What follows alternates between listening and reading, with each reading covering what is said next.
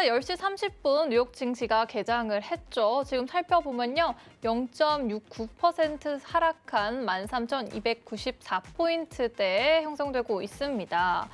또 지난주에는 이 공급 부족으로 인해서 인플레이션 우려가 높아졌었는데 추세적인 인플레이션 급등 가능성이 희박하다는 의견에 대해서는 어떻게 생각하시나요? 네, 일단 한번 이야기를 드려볼게요, 여러분들. 자, 일단은 시장에서 가장 크게 문제가 되고 있는 것이 무엇일지 먼저부터 이야기를 좀 드려보도록 하겠습니다. 제가 예전에도 방송 나오면서도 많이 말씀을 드렸지만 현재 시장은 유동 기반을 탄탄하게 보여주는 시장이라 보시면 될 것 같습니다. 그래서 이제 뭔가 부양과 뭔가 이제 이러한 이제 시장에 대해서 뭔가 좀 자금이 쏠릴 수 있는 이슈로 인해서 증시가 이제 올라가고 떨어지는 것을 반복을 하고 있는데 이러한 유동시장에 가장 해가 되는 것이 이전에도 말씀드렸던 것처럼 긴축에 대한 우려라고 볼 수가 있습니다.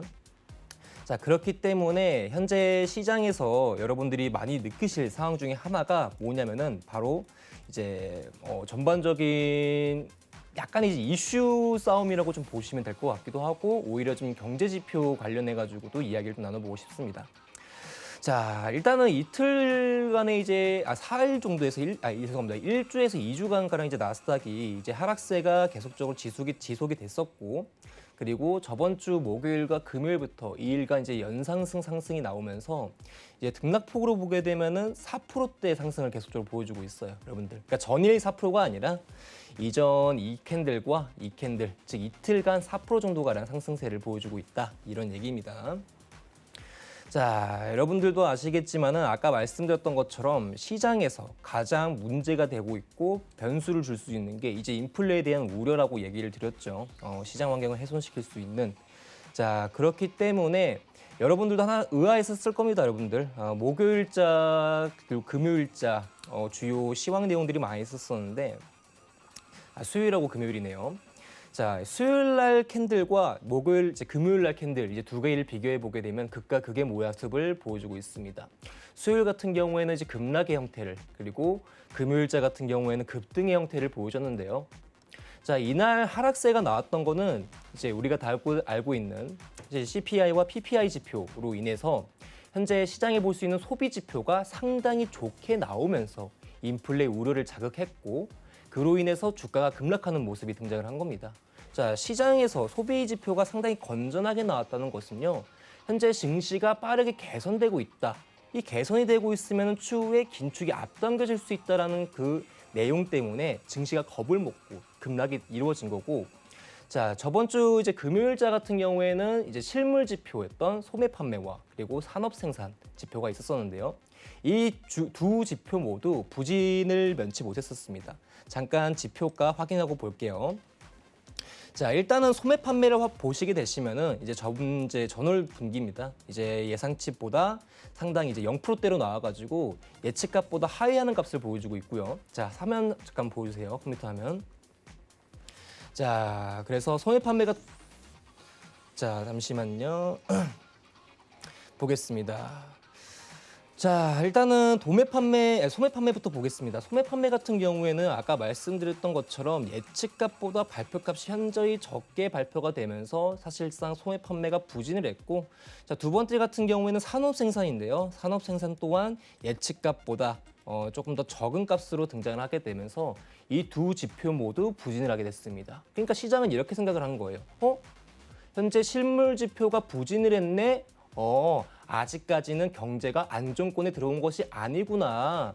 아직 중앙은행이 우리에게 긴축이라는 것을 앞당겨서 볼 수 있는 시점이 아니네. 그러다 보니까 이 인플레에 대한 우려가 후퇴가 됐고 이로 인해서 증시가 살아나는 계기가 됐거든요. 그러다 보니까 이제 금요일자 장세에서 이제 나스닥이 2%대 이제 급등하는 모습이 이제 등장을 한 거고 그러다 보니까 증시가 다시 한번 이제 강한 상승세가 이루어졌는데 지금은 이제 오히려 이제 하락세 측면으로 이제 주가가 떨어지고 있어요, 여러분들. 그렇죠? 지금 이제 248포인트 정도 가량 이제 이루어지고 있는데 이 부분도 조금 있다가 이제 다뤄서 이야기를 해보도록 하고요. 그래서 이제 우리 아나운서님께서 말씀 주셨던 거, 자, 인플레 우려. 현재 이제 시장에서는 아직까지 이제 급등 가능성이 이제 희박하다라고 이야기를 주셨잖아요. 그래서 저는요, 여러분들 시장에서 가장 중심이 되는 거 생각합니다. 지금 아나운서님한테 한번 물어보겠습니다. 증시가요, 제가 봤었을 때는 지금 만약 인플레 우려로 인해서 계속적으로 좀 주가가 밀리고 있는 상황이잖아요. 네. 그렇죠? 자, 그러면은 우리는 단순하게 생각을 하게 되면은 사실 증시에서 상승을 줄 수 있는 요인들은 되게 많지만 오히려 하락할 수 있는 요소는 한 가지밖에 없다고 생각을 하거든요. 인플레, 그렇죠? 인플레 얘기만 나오게 되면은 사실 주가 떨어지는 거야. 뭐 하루 이틀이 아니다 보니까. 그리고 여러분들도 아시다시피 뭐 뉴스 마감을 보잖아요. 이제 전일 증시가 어떻게 마감했는가? 만약 나스닥이 뭐 1%대, 2%대 하락을 했다. 그럼 대부분 따라오는 키워드가 이제 인플레 우려, 뭐 이제 긴축에 대한 이제 조기 우려 이런 얘기밖에 안 나오거든요.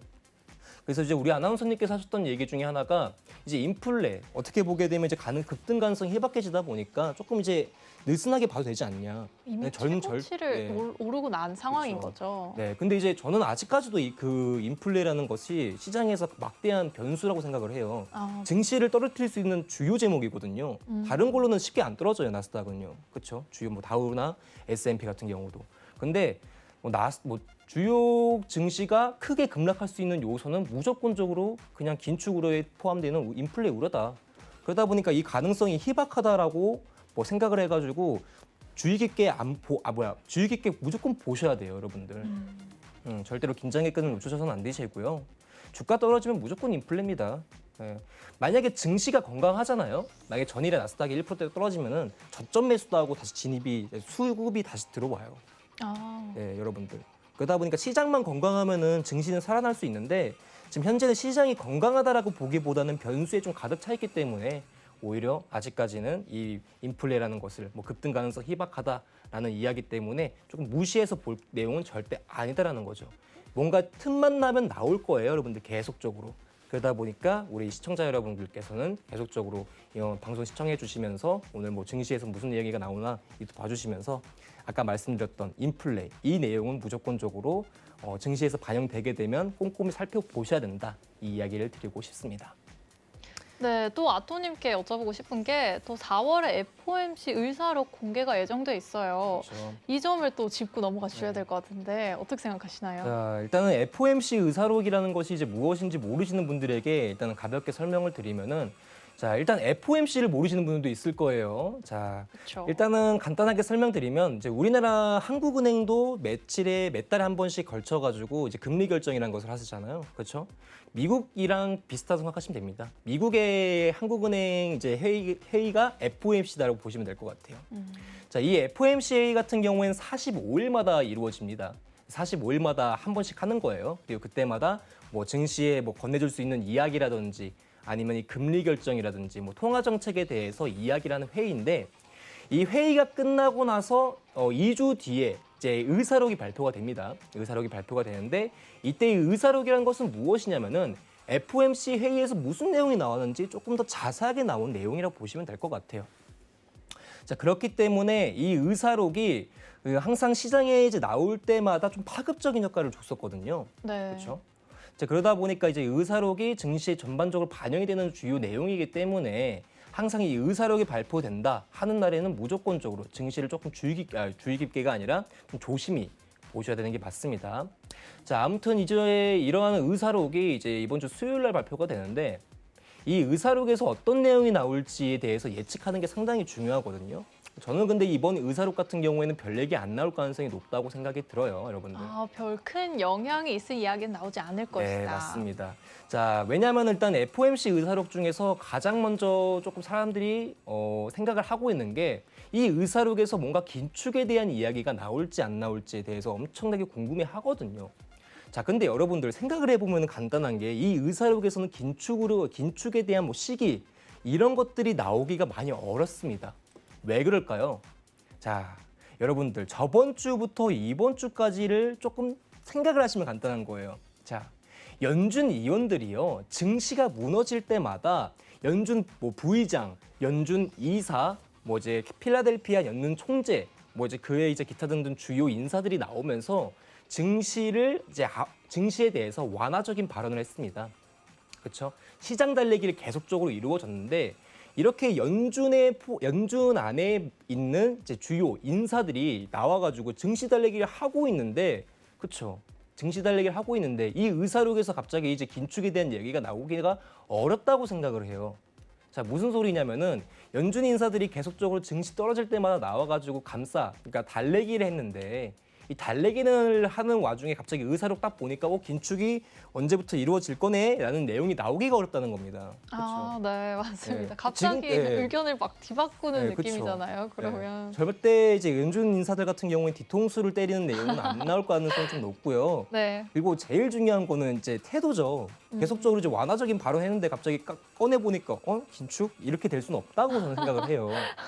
그러다 보니까 네. 이번 FOMC 의사록 발표가 뭔가 이제 시장의 주요 키 포인트나 힌트를 줄 수는 없을 거라 생각을 해요. 저는 그냥 별 무난하게. 내용 없이 그냥 인플레는 뭐 어느 정도 예상되어 있었다. 뭐 이제 우리는 그 후에 뭐 인플레가 좀 크게 급등하게 되면 뭐 우리는 증시에서 차선책이 있으니까 걱정하지 마라. 뭐 인플레의 우려는 일시적이다. 뭐 이런 내용만 있을 뿐이지 뭐 긴축 이런 내용은 나오기가 많이 어렵다 생각이 들고 있습니다, 여러분들. 그러다 보니까 이제 의사로 발표가 됐었을 땐 당연히 내용 확인하는 건 중요하지만 그렇게까지 크게 걱정은 하지 않으셔도 될 것 같다라는 말씀을 드리고 싶습니다.